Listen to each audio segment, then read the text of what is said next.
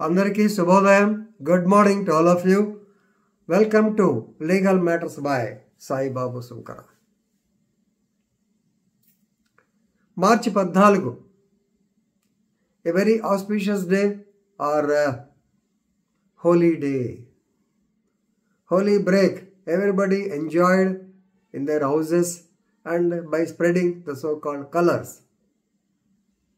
Ade రోజున 11:30 p.m.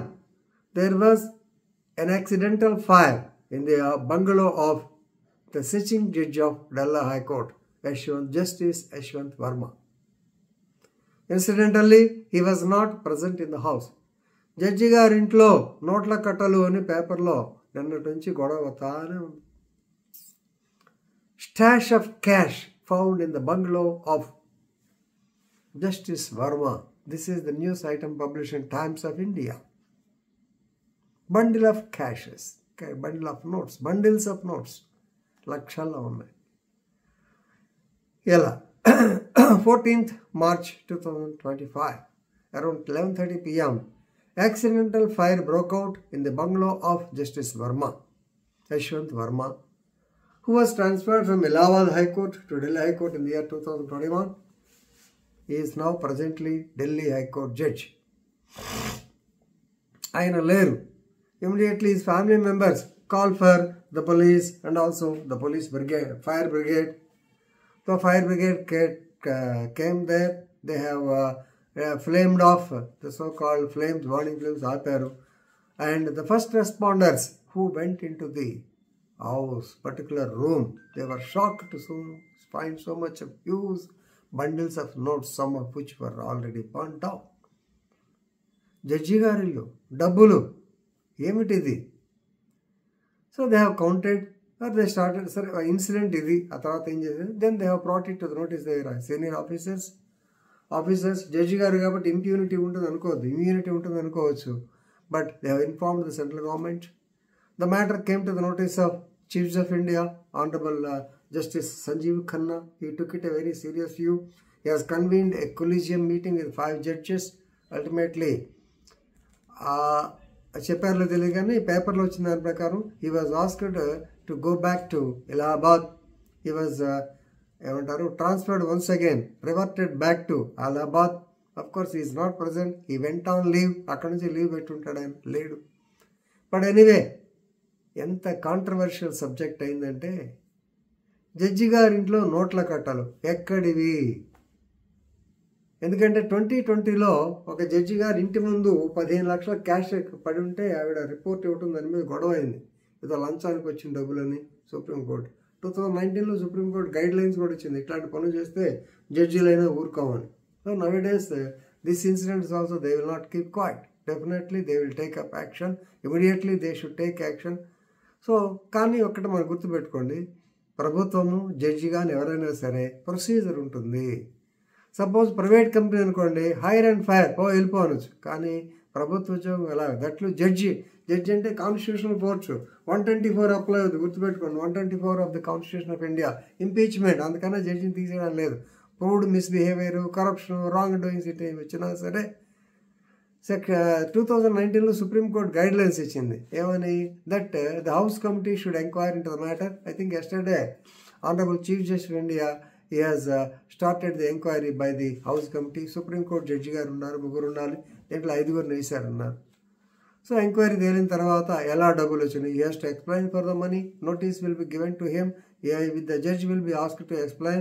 If it is not sufficient, not satisfactory, he will be asked to resign. If he refuses, then 124 procedure వెళ్తా ఉంది. ఇదంతా procedure aspect. కానీ ఇక్కడ పబ్లిక్లో పరిస్థితి ఏమిటి?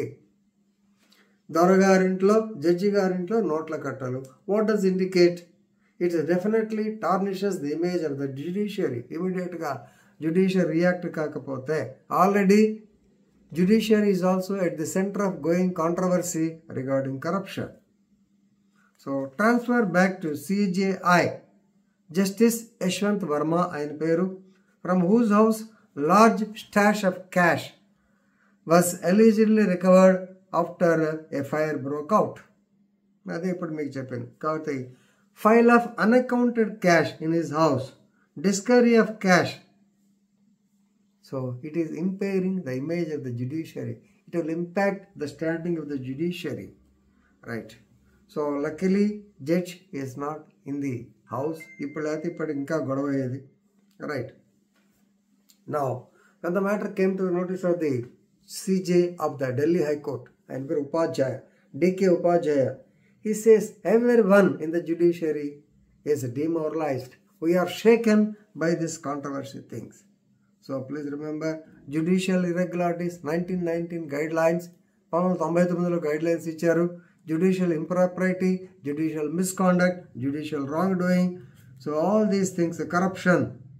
So issue of corruption within the judiciary is a very serious view. And ఇది ఆ వీడియో బయటికి రాకపోతే తెలిసేదే కాదు. So nowadays advantage of the so called technology వచ్చిన కొప్పలు ముంచింది. ఇది జరుగుతూ ఉంటాయి. నో డౌట్ ఆయన జడ్జి గారు కాబట్టి మనం కామెంట్ చేస్తున్నాం, కానీ మరి ఒకవేళ సొంతగా ఏదైనా ప్లాట్లు గీట్లు అమ్ముకుని ఆ డబ్బులు ఉన్నాయో మనకు తెలియదు, అందరూ పడి అనకూడదు. బట్ మామూలుగా డైరెక్షన్ మాత్రం అటు చూపిస్తూ ఉంది. ఎందుకంటే జడ్జి గారిలో అకౌంట్ ఫర్ చేయాలి. ఏసీబీ వాళ్ళు పట్టుకునేటప్పుడు, ఎందుకంటే ప్రభుత్వ అధికారులుగా పనిచేశాం కాబట్టి, మీ దగ్గర మోర్ దాన్ 1000 రూపీస్ ఉంటే, జేబులో ఉంటే, ఆఫీస్కి వెళ్ళంగానే నా దగ్గర సాయంత్రం డీమార్ట్లో కొనుక్కోవాలి కాబట్టి 5000 తెచ్చుకున్నాను, లేదా 10,000 తెచ్చుకున్నాను, లేదా దానికి రిజిస్ట్రేషన్కి వెళ్ళాలి కాబట్టి 10 లక్షలు ఉన్నాయి రాసిస్తే ఎవరు పట్టించుకోరు. If you don't write it, then if the ACB people come they will seize it. రెండవది, అధికారులకు ఉన్నది ఏంటంటే, కొన్ని సందర్భాల్లో ఈ మధ్య కాలంలో కూడా ఐఏఎస్ ఆఫీసర్ల మీద డెలిగేషన్స్ వచ్చినాయి. ఏదన్నా మంచి వెహికల్ సీజ్ చేస్తే, ఫారెస్ట్ వాళ్ళు కానీ లేకుంటే పోలీసులు కానీ చేస్తే, దాన్ని అది ఏంటో తెలియదు, చాలామంది పోలీస్ అధికారులు కానీ ఫారెస్ట్ కానీ లేకుంటే ఐఏఎస్ ఆఫీసర్ కానీ వాడుకుంటూ ఉంటారు. BMW ఇలాంటివి ఉన్నాయనుకోండి, they try to use it, which is not correct. దొరగారింట్లో దొంగ బండి, ఇదో హెడ్డింగ్ గుంటూరులో ఎప్పుడో ఒక 20-30 ఏళ్ళ కింద మేము పనిచేసినాం. అది యాక్చువల్గా సందర్భం వేరు, కానీ రాయాల్సిన పరిస్థితి వచ్చింది. We are investigating case of intermediate Kode Rambrahma అని చిలకలూరుపేట ముద్దాయి. ఆ కేసు దర్యాప్తు చేస్తుంటే ఒక మారుతి ఉంటుంది, అంటే రామ్నీ వ్యాన్ లాంటిది, దాన్ని పట్టుకున్నాం. నైట్ ఇన్ఫర్మేషన్ వస్తే వెళ్ళాల్సి వచ్చింది. ఆ డ్రైవర్ ఇంటే పదరాని ఆ బండిలో వెళ్ళాం. కరెక్ట్గా అది నెక్స్ట్ తిరిగి వచ్చి తెల్లవారుసిన 3ంటికి వస్తే ఆ పేపర్ ఎవడు ఆ కళ్ళలో ఫోటోలు అండి, వీడియోలు ఉన్నాయో లేవు గుర్తులేదు, వాడు తీసి దొరగారింట్లో దొంగ బండి. చూడండి ఎంత బ్యాడ్ నేమ్. సో కాబట్టి officer should be very very careful, they should be చూసి. ఈ మధ్యకాలంలో కూడా ఫారెస్ట్ డిపార్ట్మెంట్ అనుకుంటే ఏదో సీజ్ చేస్తే చివరికి మొన్న ఈ మధ్యనే ఆ ఐఏఎస్ ఆఫీసర్ గారు ఇచ్చినట్టున్నారు. ఇలా అసహ్యంగా ఉంటుంది, ఇలాంటి పనులు చేయొద్దని చెప్పి కోరుకుంటూ, జడ్జిలు కాదు అందుకనే చెప్తుంటారు క్లాసులో కూడా గుర్తుపెట్టుకోండి. Corruption is an individual taste. డబ్బులున్నవాడు కరప్షన్ యాక్టివిటీ ఉండదు అని అనుకోకండి.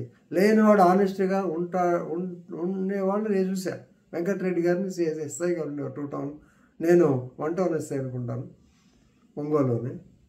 పాపం ఆయన పిల్లలకి ఫీజు కట్టాలని కూడా లేక, అప్పుడు రిక్షాల్లో మా పిల్లలందరినీ రిక్షాలో పంపించేవాళ్ళు, ఆటోలు కూడా రాలే కాలంలో, రిక్షా కూడా లేక తనే దించి వచ్చేవాడు సైకిల్ మీద.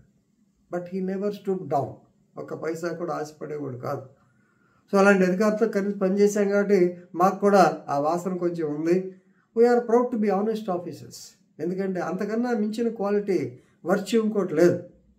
No doubt I cannot say that I'm 100% honest, but honest to some extent, కొంతవరకు రీజనబుల్ అని మాత్రం నేను ధైర్యంగా చెప్పుకోగలను. సో కాబట్టి that judges they must be very very honest to the court, లేకపోతే ఇలాంటి ప్రాబ్లమ్స్ ఉంటాయి. We don't know whether justice Varma గారి దగ్గర డబ్బులు రియల్ అకౌంటా ఫేక్ అకౌంటా అనేది మనకు తెలియదు. ఫేక్ అకౌంట్ అయితే మాత్రం ఖచ్చితంగా ఇబ్బంది పడాలి, సిగ్గుతో తలదించుకోవాల్సిన పరిస్థితి ఉంటుందని తెలుపుకుంటూ ముగిస్తున్నాను. ధన్యవాదములు.